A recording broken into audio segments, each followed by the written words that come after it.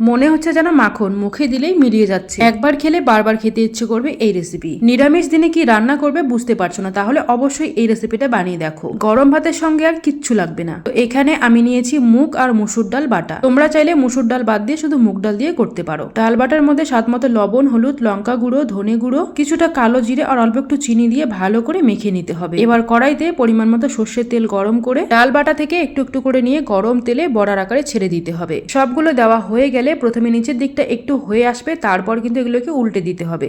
এরপর বড়াগুলোকে একদম সুন্দর মতো কালার চলে আসা অবধি ভালো করে ভেজে নিতে হবে। আর এই বড়াগুলো না এমনি এমনি খেতেও দারুণ টেস্টি হয়।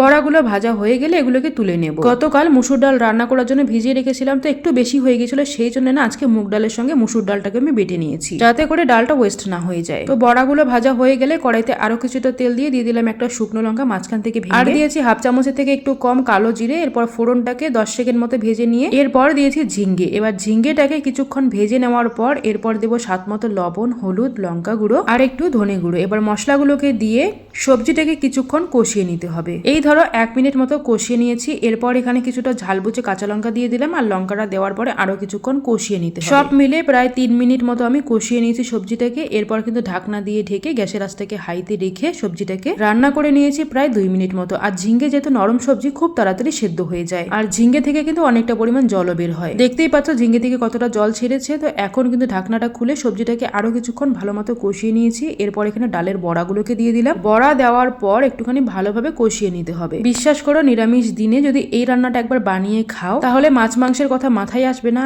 আর এই রেসিপিটা এতটাই টেস্টি হয় খেতে, মনে হবে না যে নিরামিষ খাচ্ছি, শুধু খেতে ইচ্ছে করবে, এতটাই টেস্টি হয়। তো যাই হোক, সবজিটাকে প্রায় 3 মিনিট মতো কষিয়ে নিয়েছি। এরপর কিন্তু এখানে দিয়ে দিচ্ছি সর্ষে আর কাজু বাটা। তোমরা চাইলে সর্ষে পোস্ত দিতেই পারো, তবে কাজু বাটা দিলে না এর ফ্লেভারটা একদম অন্য লেভেলের চলে যায়, দারুণ টেস্টি হয় খেতে। অবশ্যই একবার কাজু বাটা দিয়ে বানিয়ে দেখবে। তো সর্ষে আর কাজু বাটা দেওয়ার পর একটু মিশিয়ে নিয়েছি। এরপর ঢাকনা দিয়ে ঢেকে আরো প্রায় 3 মিনিট মতো রান্না করে নিয়েছি। একবার পোস্তর জায়গায় কাজু দিয়ে দেখবে, ফ্লেভারটা এতটাই ভালো আসে আর একদম ক্রিমি টেক্সচার চলে আসে রান্নাটার মধ্যে। তো এখন কিন্তু আমি সবজিটাকে একটু টেস্ট করে দেখলাম, লবণটা কম মনে হচ্ছে, তাই জন্য লবণ দিয়ে দিলাম। আর যেহেতু নিরামিষ রান্না, সেই জন্য অল্প করে কিন্তু চিনিও দিতে হবে। তো লবণ চিনি দেওয়ার পর এরপর ভালো করে মিশিয়ে নিয়ে আরো 2 মিনিট মতো ফুটিয়ে নিয়েছি। এরপর কিন্তু গ্যাসের আঁচটাকে বন্ধ করে দিয়ে সবজিটাকে নামিয়ে নিতে হবে। ডালের বড়া দিয়ে ঝিঙ্গের এই রেসিপিটা দারুণ টেস্টি হয় খেতে। যদি মনে করো যে ভাত দিয়ে খাবে তো ভাত দিয়ে খেতে পারো, আর যদি মনে করো যে রুটি দিয়ে খাবে রুটি দিয়েও খেতে পারো। দুটো দিয়ে দারুণ লাগে খেতে। সত্যি কথা বলতে পোস্ত দিয়ে অনেকবার রান্না করেছি, তবে কাজু দিয়ে এই প্রথম রান্না করার পর স্বাদটা আমার যেন মুখে লেগে আছে। সবজিটাকে নামিয়ে খাওয়ার আগে উপর থেকে একটু কাঁচা সর্ষের তেল দিলে ব্যাস, রান্নার স্বাদ একদম অন্য লেভেলে চলে যায়। তো যাই হোক, বাড়িতে কিন্তু অবশ্যই একবার বানিয়ে দেখবে। আর কেমন লাগলো তোমাদেরকে আজকের আমার রেসিপি অবশ্যই কমেন্টে জানিয়ে দিও। ভালো লাগলে লাইক, কমেন্ট, শেয়ার করে দিও। আমার ফেসবুক পেজটিকে ফলো করে দিও। আর যদি ইউটিউব চ্যানেল থেকে দেখছো তাহলে চ্যানেলটিকে সাবস্ক্রাইব করে দিও। সবাই খুব ভালো, দেখা হচ্ছে পরের ভিডিওতে। ততক্ষণ অবধি টাটা।